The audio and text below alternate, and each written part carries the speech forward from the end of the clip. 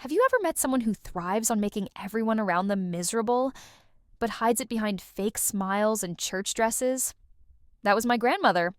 For years, she made my mom's life a living nightmare. So, when she came to babysit us for one long weekend, my siblings and I decided, this time, the nightmare goes both ways. If you've ever had a toxic relative who thought they could get away with anything, this story's for you.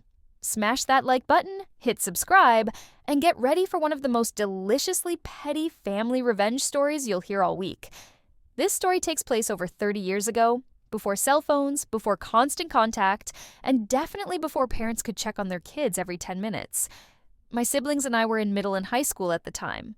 My dad had just taken a new job down south, while we were still finishing the school year up north. One weekend, my mom had to fly down to help him find a house. It was supposed to be simple. She'd be gone for 3 days, we'd stay home, and she'd come back with pictures of our new life. But of course, she didn't want to leave us alone. So she called Grammy, and that's where this all begins. Now, Grammy wasn't your typical sweet cookie-baking grandma. Number, Grammy was evil with pearls on. She was the type of woman who could smile at a church potluck while insulting 3 people at once, and make them thank her for it. She had favorites and targets. My cousins were the angels. My siblings, tolerated. Me, the punching bag.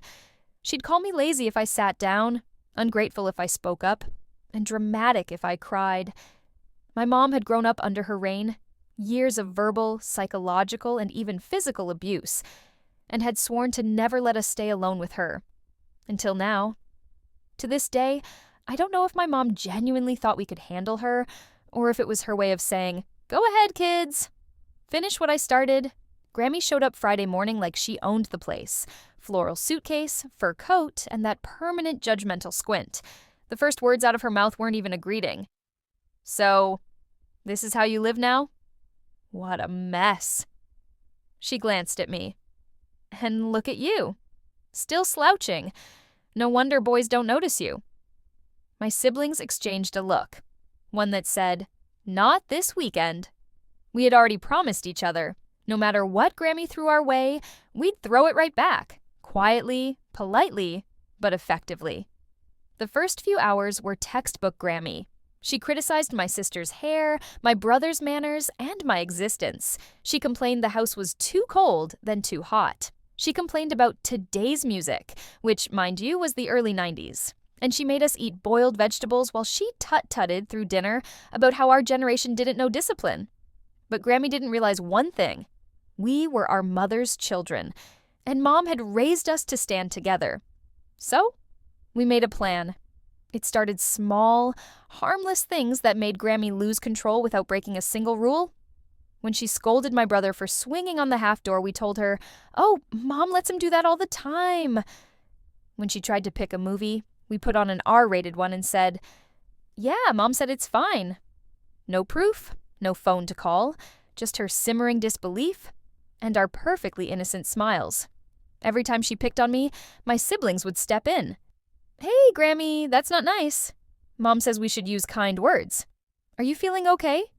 That last one really got under her skin. By day 2, Grammy's perfect hair was unraveling faster than her patience. She'd try to order us around. We'd respond in unison, "Mom says we don't have to do that." When she tried to lecture us on manners, we'd interrupt her with fake innocence. "Is that how you talked to Mom growing up?" Her jaw literally dropped. You could see the rage building behind her polite smile that barely contained fury of someone who spent decades getting their way and suddenly can't control the room anymore. The moment that broke her, dinner on Sunday night. She'd spent an hour lecturing me about how I'd never get anywhere in life with that attitude. My brother looked up from his plate, calm as anything, and said, "Maybe that's why Mom turned out better than you." Silence. You could have heard a pin drop. Grammy stood up, trembling, muttered something about disrespect, and stormed off to her guest room. We tried not to laugh, but the sound of her door slamming was glorious. The next morning, Grammy was gone before sunrise. We woke up to find her suitcase missing, her bed made, and a note that just said, "Tell your mother she raised wolves." When Mom came home a few hours later, Grammy was waiting in the driveway, arms crossed, lips pursed, car engine running. She barely said hello before speeding off. Mom walked into the house, looked at us, and asked, "What did you do to her?" We shrugged. "Nothing, Mom. We were angels." She stared at us for a moment, then burst out laughing. "You know what?" she said. "Good." About time someone stood up to her, and that's when we realized Mom had known exactly what would happen. Looking back, I think that weekend changed everything. It was the first time Grammy learned that her power didn't work anymore, that she couldn't bully her way through the next generation. And it was the first time we realized just how strong our mom had made us. Sometimes revenge doesn't need grand gestures. Sometimes it's just standing up, smiling politely, and letting karma do the talking. If you've ever had a toxic family member who finally got what they deserved, hit that like button, share your story in the comments, and subscribe for more emotionally satisfying Reddit revenge stories like this one.